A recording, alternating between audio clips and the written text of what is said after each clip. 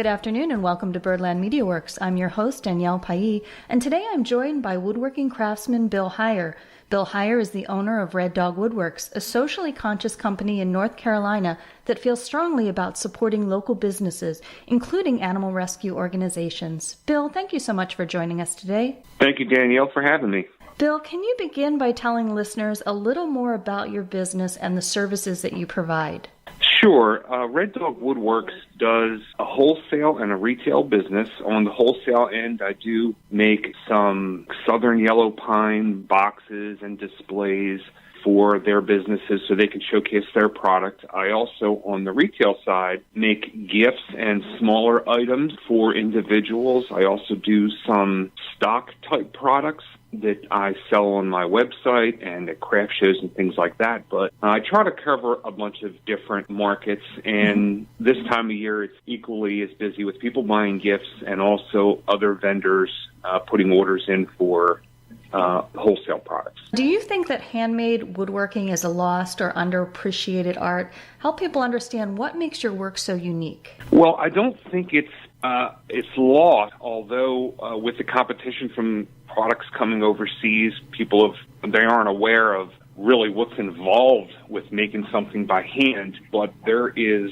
a really strong, and especially I've noticed it from living in the Northeast as well as living here down south, that the overall handmade and maker movement is really getting big. There's maker spaces popping up all over the place. I belong to a space in Greensboro where I do some of my laser work down there, and the community down there is just really growing, and the amount of support that you get with like Chamber of Commerce and other businesses that really push local businesses and handmade products go with that. So although it might have been sort of lost, I think with the advent of YouTube channels and do-it-yourself like DIY TV, I think it's really gaining in popularity of people doing things themselves. Now, whether it's to the degree of furniture making, that's a little different, but getting involved and hands-on, I think, is a growing movement. Yeah, and you gave me a tour last June when I got to see the makerspace in Greensboro, and it was pretty fascinating to me,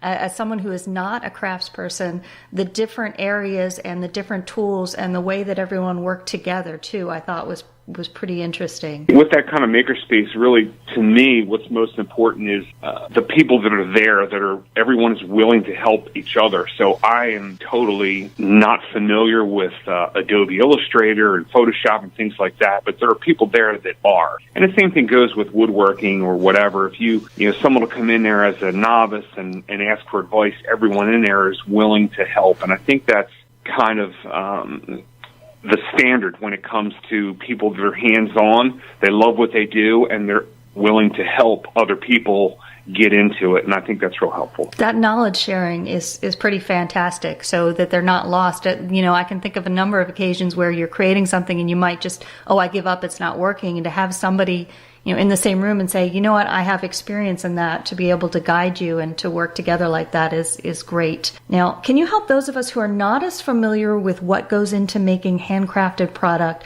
understand the time and intricacies involved? For example, can you walk us through what it takes to create something like a kitchen cutting board or a valet? Well, sure. I think depending on who it's for, if it's for a wholesale or retail, that's going to have a lot to do with the actual product. But first thing is the design. So you have to come up with the size and the shape and things like that. For instance, in a cutting board, it's really, besides the shape, there's two different designs. There's a long grain type cutting board, or like a pizza peel or breadboard, something like that. Those are all in that same family. They tend to be thin, and they vary in shapes, but that is one type. And then the other type's a long grain cutting board where it's very thick. And when you see something like in a butcher shop, the cutting boards that they have, those are butcher blocks. They're very thick and they're end grain. So when you go to cut with your knife, you're actually cutting into the end grain, which is easier on the blade. So that, knowing that you want an end grain or a long grain cutting board, first of all, dictates, your material. And once you determine what you're going to make, then it also depends on, if the customer wants something specific. I always ask questions, and that's kind of what separates I think me from someone that just walks in and buys a cutting board off the rack is I'm going to ask them, is it for decoration? Is it for heavy use? Do you do a lot of cooking? Do you just want something nice? Is it a gift? That type of thing. So that is what is the beginning of the process. You have to find out, for me, is questions, then come up with a design, whether it's going to be one wood or two wood or multiple woods, and then the shape, and then I would take it to the shop. And in a cutting board situation, if it's an end grain cutting board, it takes a lot of glue up. You have to glue a lot of pieces together to give it the strength, and clamp it up, and at that point you have to make it smooth, so you have to saw it to size and then sand it, and then finally with a cutting board you would put a natural type of oil on it, like a cutting board oil or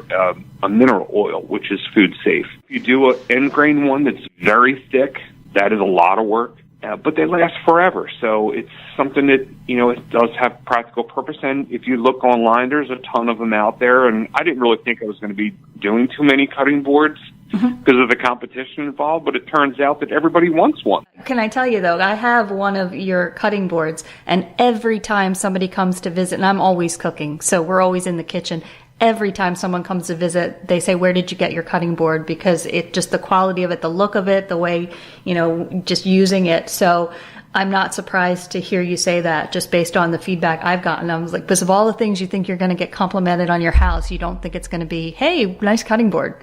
So. Right. Yeah. Now like you said, because you use it all the time. And the same thing with us. We use them all the time. So you end up, okay, well, let's do it. And a lot of things like some people would suggest something here or there.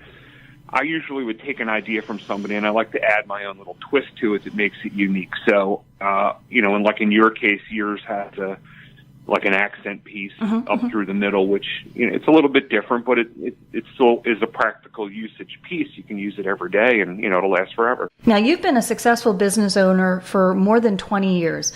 Was it difficult for you to start this new business last year, and what prompted that decision? Well, when we moved from the Northeast Philadelphia area down here, I've been self-employed since 1991, and I took woodworking in school, and I've always loved doing it, but back when I started business, woodworking was a slow to be successful type of venture. You had to be a apprentice and things like that, so I ended up going in a different direction just for financial reasons, but I've always done some type of woodworking on the side with any of the businesses that, I've started or been successful doing. But I always had an affinity for hands-on type of woodworking. But the business that I had, the last business, which was the longest, was home repairs and improvements and things like that. And then when I moved down south, I didn't bring any of my workers with me. I had a bunch of subcontractors that were excellent in their field. So when I moved down here, I had to start over, and I didn't want to start over the same business. So I decided that I was going to build a workshop, start a woodworking business, because it's extremely satisfying to make something. So I know coming down that really any business that you start over is going to be a 3 to 5 year venture to get started. And I figured instead of doing a 3 to 5 years in home improvement business, I'm going to do something that's very satisfying. So I started the woodworking business, and that's how I had all the tools already from my previous business. It was a little bit easier doing it that way, but it's still a difficult process. Yeah. Oh, absolutely. The timing sounded like it was perfect for you, like now or never if we're moving and with all those transitions. But you were also realistic about it, knowing that it's 3 to 5 years. I can't tell you, having been self-employed for, I was going to say maybe the last 15 years myself, people will want to do it and they'll give it like 3-4 months and they'll say, well, the business isn't there. And I'm like, well, you haven't put the sweat in yet. You got to give it a little more time. That's exactly right. So right, and it depends also on the type of business, but most businesses where my business included is dependent on the internet and social media and things like that, that the following that's needed for people to see your site and be familiar with your product goes really hand in hand in conjunction with you going and footing it up and down the street and telling your neighbors about what you do and going to craft shows and all the rest of that. So I think that's a little bit on the slower side is the internet side of it, and not only with the learning curve, but the amount of followers and people that are familiar with your product. I mean, you can only knock on so many doors before, you don't have enough time in the day to make products. So I think that 3 to 5 years has a lot to do with your social media and internet presence. That's true. So that gets us into our next question, what challenges you've faced since the transition. You touched on it with social media and marketing, because I know a number of people who they want something, but they don't want to take the time to put the marketing into it. And it sounds like you're handling both pieces of it. Can you talk a little bit more about those challenges? Sure. From my last business, it was a word-of-mouth business. I didn't have to advertise. I didn't have to, have Instagram and Facebook. But with this business, selling gifts and handmade items, you really have to have that. So that has been the most difficult part of this venture, is getting not only just the paperwork involved with having a business and taxes and trademarks and things like that, but the posting and Instagram and Facebook, and you really have to do it every day. You have to have interesting content. You have to know what hashtag means, tagging, and all the rest of it. So that for me has been the hardest part, and realizing how important that is makes you want to learn more about it. And I actually do enjoy doing the posting and doing my own content, but it does come with a learning curve. So I do talk to different people, and I've taken some free seminars. Like I said, the support down here in the South is great. So you can go to some of the technical colleges for some free classes. And I've taken a bunch of free classes, and then through other organizations that push small businesses. They'll have a social event where you get together, you meet people that are in the industry, and you pick their brain. When you see the results of what you're doing, that's what makes it really worthwhile. Yeah. Now, conversely, what do you find the most rewarding about the work you do? The first thing is when I'm dealing with a customer and kind of brainstorming on ideas of what they want. So they're just trying to pull out their vision and coming up with an idea for the product. And then the second part of it is when the product's finally done, the satisfaction of finishing the handmade product and just enjoying the look out of it. And it's not even for me. It's for the customer. And then having them just be that much more excited about that's really satisfying. It's compared to any of the other businesses that I've been in the service type industry where, you fix something broken or whatever. There's not a lot of satisfaction there. But creating something from wood, or really creating from any other medium, there's a lot of satisfaction in that where, you've made it, somebody's happy about it, you're happy about it. There's a lot of satisfaction in that. And then hopefully you get paid to do it. Now, have you ever created something where you're like, this is kind of nice, I don't think I want to give it up? My first run of cutting boards, I had to pry them out of my wife's hand. She loves a good cutting board, so I said, "Honey, look, we have enough, and I can't sell it if it's in the cabinet." So it's not so much me. It's, Well, that's how you know you've got a winner. When she doesn't want to give it up, you're like, "Oh, that's a winner. that's going to the next event." A lot of good stuff I have to hide. Can't let her see it; it'll disappear. So now, where does the name Red Dog come from? Well, the Red Dog name comes from my little red dog, which you can see on my website. He's got a couple pictures in there. His name is Watson. He is a Yorkie Shan, which is a mixture of Bichon and Yorkie. And him and his cohort in sleepiness, Nina, they spend some time in the shop. They have a little spot in front of a picture window, and when I'm out there, they come out there and hang out. So I named the business after Watson, who is the Red Dog. Now, Nina, on the other hand, was a rescue. We rescued her out of Philadelphia, and she has come a long way from being our little street girl, and now she's adjusted very well. She had some difficulty with, knowing what to do as a dog, how to play, what to do with other dogs, that type of thing. And she was not treated very well, but she gets a lot of chin rubs and belly rubs here. And she loves playing with Watson and beating him up and things like that. So yeah, we always recommend, and there's everywhere you go, SPCA, or there's specific groups that you can go to that will help rescue. And there's a rescue company down here called Red Dog Farm, and any of the pet-related products that I might sell, I give a portion of that to Red Dog Farm. Oh, nice. And rogue organizations, so I try to support them when I can. What's new with Red Dog Woodworks? What's coming down the pipeline? Well, I'm always trying new ideas and different products. Believe it or not, the season for buying has started about a week and a half ago, so there's a lot of different ideas that people throw my way, and also school has started, so I'm going to start doing some school-related products and some wine-related products. So I have some pencil holders and paintbrush stands and things like that I'll be doing. As far as wine goes, some boxes and like gift boxes, and I have a little glass caddy that's in prototype. And I've been doing pretty well at the craft shows. They're all starting at the end of this month, next week.